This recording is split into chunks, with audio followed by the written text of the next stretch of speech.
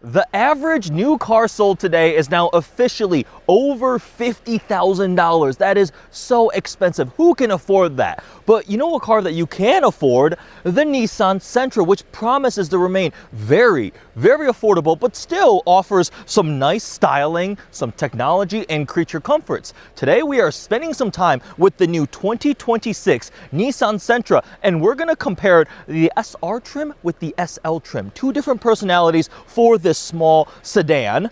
The Sentra has done very well for Nissan. Over 40 years of history, 9 generations, over 6.5 million sold in America. So what is this latest generation one like? We're gonna find out. In terms of the engine, we have a carryover 2-liter naturally aspirated 4-cylinder that makes 149 horsepower and 146 pound-feet of torque. Power is not super impressive, no turbocharger, no hybridization. It is paired with a CVT, which they have retuned slightly, but with a powertrain like this, efficiency is the goal. It's rated at 29 mpg city, 38 highway, 33 combined, front-wheel drive. And one nice thing about having a carryover engine is, one, they can maintain a reasonable price point, but two, it becomes a more tried and true powertrain, so ideally the quality, reliability continues to do well. That is flooring it.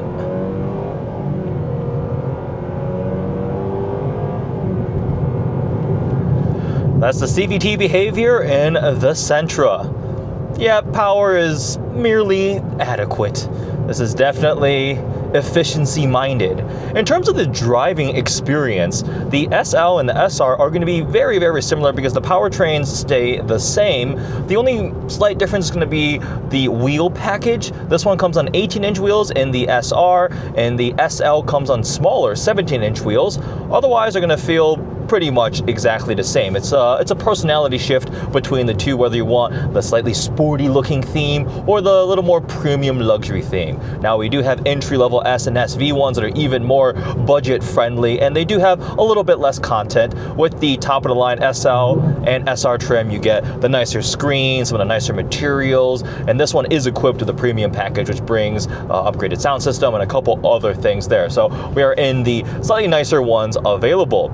But in terms of road noise, wind noise is pretty fine. It rides comfortably enough. Passing power definitely is a little bit on the lower end. This powertrain would definitely do nicely with a little bit of a turbo boost, just to give you a little bit more merging power. But again, carryover powertrain, ideally that allows them to make sure it's a bit more reliable. I believe this engine is now on its 3rd generation. And of course, the price point is going to be the big draw. This SR trim starts at $25,000. Every single version of the Sentra has a starting MSRP under $30,000, with the S coming in at barely over $22,000. That's seriously a bargain. Again, you think about the average new car transaction price is insane. So to be able to get something for under $30,000 brand new with some pretty nice bells and whistles. We got the double 12.3-inch screens here. We got plenty of tech and creature comforts like blind spot warning. It even has intervention. You can get a heated steering wheel here. We've got plenty of storage, practicality. Wireless CarPlay is available. Android Auto on the higher tier trims. We have the SR trim parked next to the SL trim, so let's take a moment and check out some of the details and compare the two trims. On the SR, you get this blacked out front fascia, so the updated V-Motion grille here is finished in black, contrasting with whatever paint the body is, and it's got this cool way of integrating the DRLs into the grille. So you have these angled slashes coming across, the SR badge right there, the updated Nissan logo, and they've also updated the headlights on all of the Sentras. We have these little cubes there, better projection, better illumination at night. And when you approach and unlock the Sentra, you get this little welcome animation. So the headlights and DRLs have a little bit of action there. You can kind of see it's strobing a little bit on the camera, but there's a sequence there. And then when you lock, it does the reverse as it fades away. A nice premium touch for the new model. Now, comparing it to the front fascia on the SL, I actually think I like this more because you see the contrasting body colors here, it gives you this really cool pattern that integrates with the curvature of the actual DRL headlight shape. So very different front fascia look on the two different trims. The wheels on the SR are actually smaller. This one's got this gray finish here. They're 17-inch wheels, whereas the SR, slightly more sporty leaning, has this black multi-spoke design, a little bit of two-tone contrast with the machining there.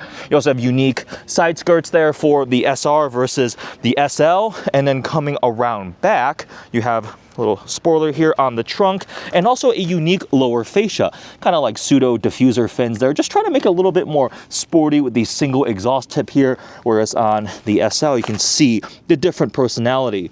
The colors also, this one's going to be a little more muted, kind of more classy leaning, whereas the SR is available in some fun two-tone finishes. This blue is really cool, and also the energetic amber, very bright kind of magma orange red finish. Taillights have also been updated with the light bar going across the back. Got the gray lettering there, Sentra, and then the orange SR badge accent. So the SR definitely has a much more sporty leaning feel, much more youthful, exciting, whereas the SL is a bit more premium, and the interior also reflects that. One final note on the exterior design before we hop inside to check out the interior is we have a fastback sloping look here. It is still a conventional opening trunk back here with the spoiler here, but you have that angled kind of continuous line coming all the way back here, much more premium sporty look. Think of something like the Audi A7, that style, and more sedans in this kind of segment are going to that because it definitely looks pretty cool. Now this one, nice metallic flake here with these smoked clear taillight lenses. Let's take an interior tour with this top-of-the-line SL trim. This spec is actually really cool. This is a very dark blue contrasted with the very light gray, almost white two-tone finish here. We have the blue stitching, the blue accent here. These are synthetic leather. They feel pretty nice. The tailor-fit zero-gravity seats. I really like the two-tone finish. It's definitely very refreshing. We have a Bose sound system and the dual 12.3-inch screens for your infotainment and your digital cluster. This is definitely a very nice premium feeling dash layout. Now all the models get a 12.3-inch infotainment screen. Lower tier trims have a smaller digital cluster here, but everything has the bigger screen here. On the higher tier trims we have wireless CarPlay, Android Auto. Lower tier ones it is wired, but it's got pretty good, easy to use infotainment screen here. We do also have this MyQ garage function, which you can link with your garage door opener, and you can check the status of your door, open and close it from the infotainment. Usually with these cars, your CarPlay, go, right? We've got heated seats, heated steering wheel controlled here, but you do have this touch panel here, capacitive touch below. Not the biggest fan of this because it's gloss black, so that is going to attract fingerprint, dust, smears, everything, and it does give you a little bit of a boop when you touch it. Not the most responsive. I would personally love to just see physical buttons, but sometimes they do this to make it feel a little bit more modern. On the upside, we do have forward and backtrack physical buttons. You can pull up your camera shortcut right here, overhead view, backup camera. That is definitely very nice to see in such a entry-level affordable vehicle. Actual physical volume knob there too. Wireless charging pad is available, USB-C ports, and then plenty of storage here on the center console, cup holders. We've got the drive mode toggle, auto stop start, auto hold, parking brake, and then the steering wheel is a nice little two-spoke design here. It feels good, like it's got some nice fun little touches, little Sentra lettering there. Open the trunk, your heated steering wheel, and your lane keeping with the basic Pro Pilot system for driver assistance, adaptive cruise control. And again, even though this is the top tier SL trim, this still starts under $30,000. Once you option up this way, it's going to be just a little bit over $30,000, but this serves to be a very affordable option. I genuinely really like Nissan Zero Gravity seats. They are comfortable. It sounds like marketing speak, right? Designed with NASA to try to emulate being in outer space and eliminating the pressure points, but it works. Like, I've done road trips in Nissan Zero Gravity seats and they're comfy, and you also get them in the back too. Take a look back there. You got Zero Gravity seats on the outboard. You see the little fold down cup holders there. Let me actually go ahead and hop in the back, show you guys how the space is in this SL here. Now I'm 6'3", driver seats where I would be comfortable. Got enough legroom here. Go ahead and close the door. Very nicely padded center armrest here with the cup holders. Not bad. And look at that blue two-tone finish on the seat backs. A little bit of cut in right there to give you slightly more space, and a USB-C charger right there. Let's take this thing for a quick little drive and see how it feels. All right, quick drive in the SL trim. Mechanically, these are the same other than the wheel change. If by my perception. So it is really just a personality shift in terms of trim, materials, a couple little design details. Double screens are definitely nice.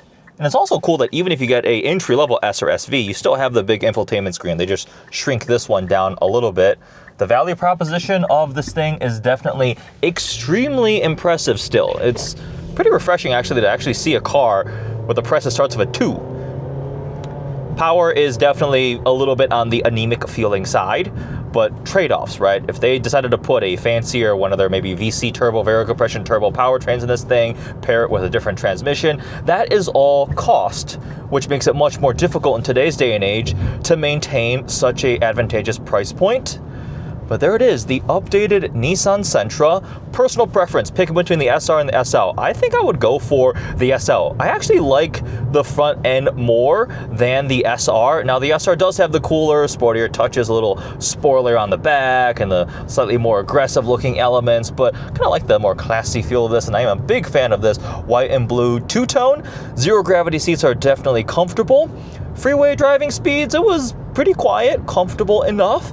But yeah, the powertrain is not a highlight, but the fact that you can still get into the mid to upper 30s MPG without doing any sort of heavy, more complicated hybridization or even forced induction shows that this powertrain maybe has a little bit more left in it.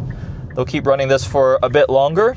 There it is, the updated 2026 Nissan Sentra comparing the SL and the SR trim, a new car that you can still buy for under $30,000, and it's not necessarily skimping on anything. Like, we're not in some sort of super entry base level model, right? Looking at the lineup here of all the new Sentras, which one would you go for between the SR and the SL? Which personality do you prefer? Slight price differences. The SL is actually a bit more expensive. SR starts at 25 grand. This is like a couple $1,000s more for the SL. But everything, again, starts at under $30,000, which is really, really impressive because you get a good amount of content. It's efficient, has some tech safety features, nice updates. I think it actually looks pretty eye-catching, definitely distinctive. Got one of those leaving over there. That's an SR trim. And again, if you want even more affordable entry level, you have the SV, well under $25,000, with still some good content. The big 12.3-inch infotainment screen. It's got pretty decent fuel economy. The zero gravity seats, standard front and rear. But the two top tier trim ones are definitely the most appealing and interesting. Would you cross shop this against something from Kia, from Toyota, from Honda? What would you go for? Hope you guys enjoyed this tour of the new updated 2026 Nissan Sentra. Thanks for watching.